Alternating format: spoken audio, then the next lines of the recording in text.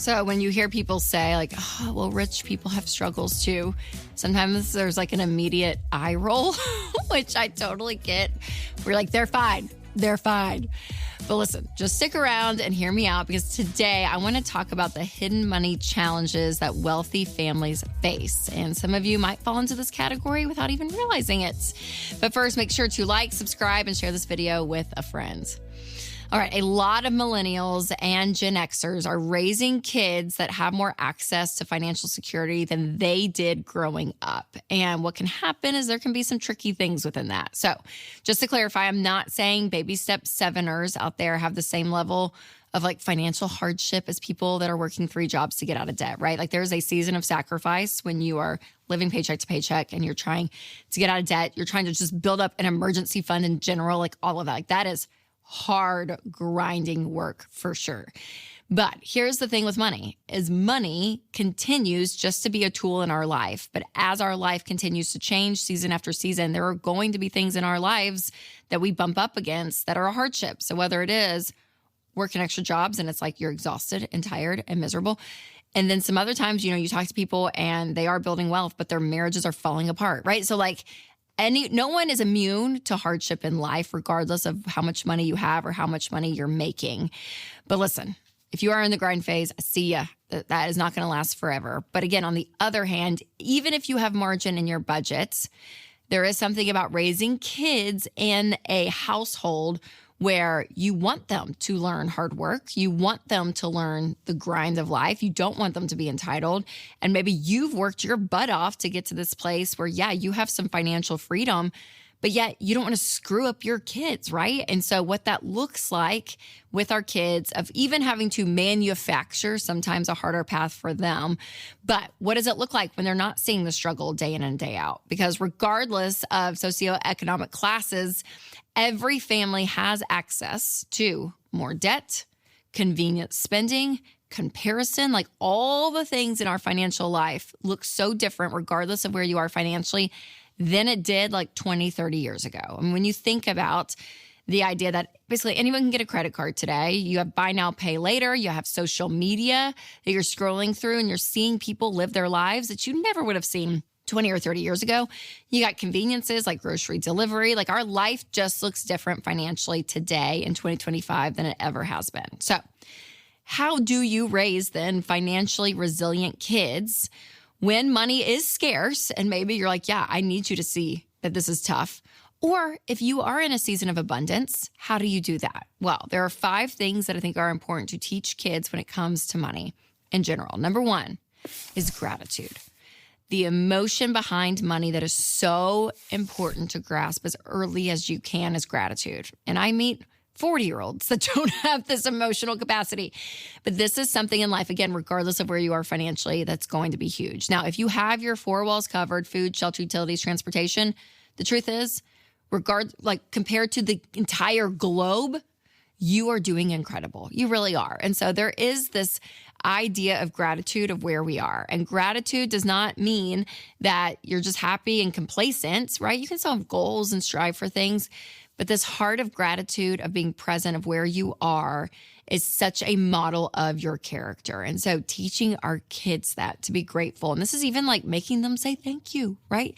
And understanding where things are coming from.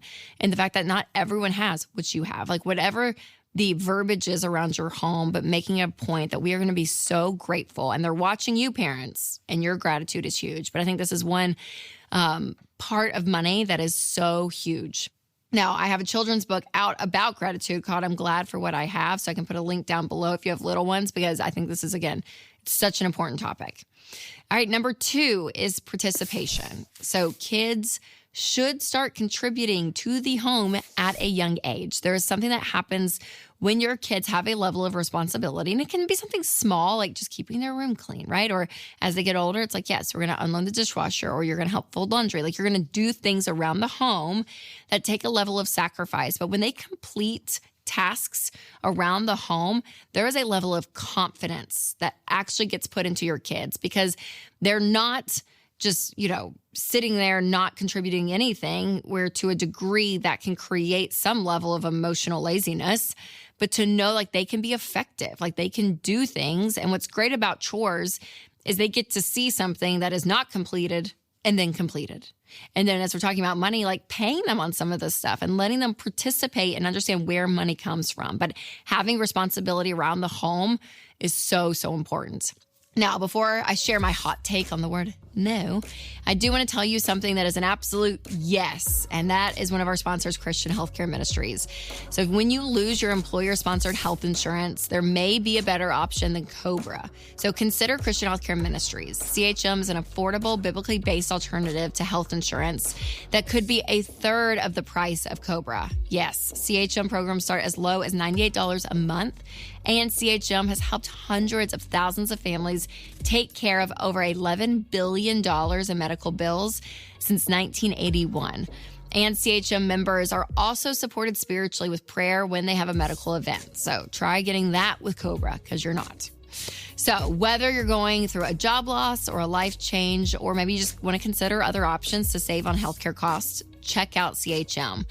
So learn more at chministries.org/budget. That's chministries.org/budget. All right, number 3 for our kids is to hear the word no. Now, you don't have to be extremely wealthy to be able to give your kids what they want, because sometimes it's like a $3.99 thing on Amazon that you're like, yeah, sure, we'll just do that, right? Like you can find ways to just kind of like medicate their want in the moment. It's like, here, just take it, whatever. And when that starts to become the rhythm and the pattern, which again is easier in the present, just to be like, here, we'll just fix it, like get you what you want so you're not throwing a fit and we have to go through this whole parenting cycle of like learning all this stuff. Like sometimes you just don't have the energy for it. And so it's easier just to give in. But when you have the ability to say no and to stand your ground, get the repercussions of maybe like the tantrum or whatever the thing is, it is so key, because our kids have to learn boundaries. The idea that money is just limitless is not an option, because when that happens, when that's their mindset, then they're going to go into adulthood. And when they actually bump up against a financial boundary, debt is right there to be like, oh yeah, you can get what you want when you want it. And you don't have to tell yourself no. So learning no and seeing that level of discipline from you as a parent, and also you displaying that to them as a kid, is so key when it comes to money. Those limits and those boundaries are so, so important.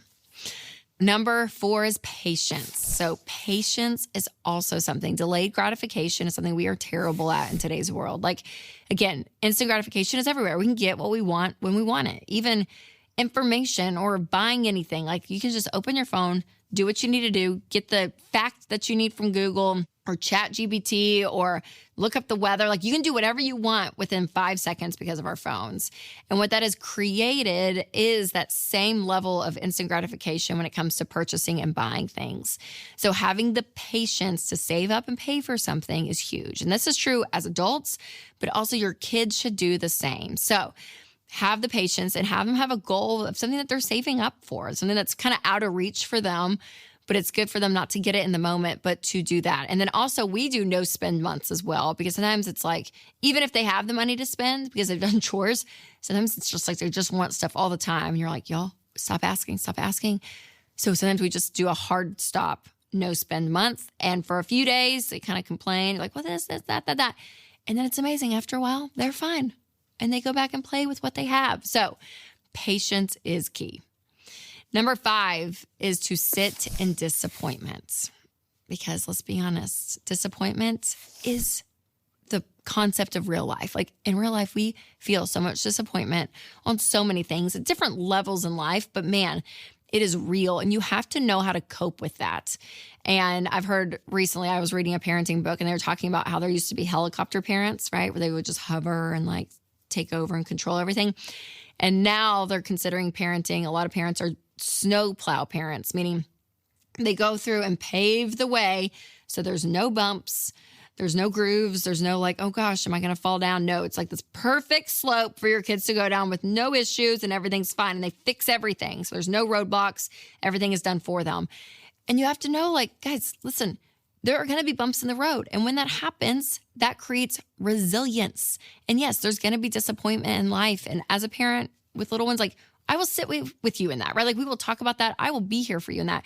But you have to experience disappointment because that is a part of life. So again, parenting is big, you guys, but regardless of whether you are parenting when you have the means to just fix things with money, or maybe you still are struggling, but you're exhausted. You're like, I just will throw money at the situation just to like get through the day. Like these things are so important for our kids and no one's perfect. We're not consistent on all of these all the time. Like you're not going to be. It's okay. There's a lot of grace in this, but the overall spirit and environment of the home as we're raising our kids is so key because money is something they need to learn from a tactical standpoint, but also an emotional standpoint. It's something that can be overlooked. Now, something else that can be overlooked when it comes to money is what everyone gets wrong about generational wealth. So that episode is coming up next. You can click here, or if you're listening on podcast, click the link below. All right, guys, remember to take control of your money and create a life you love.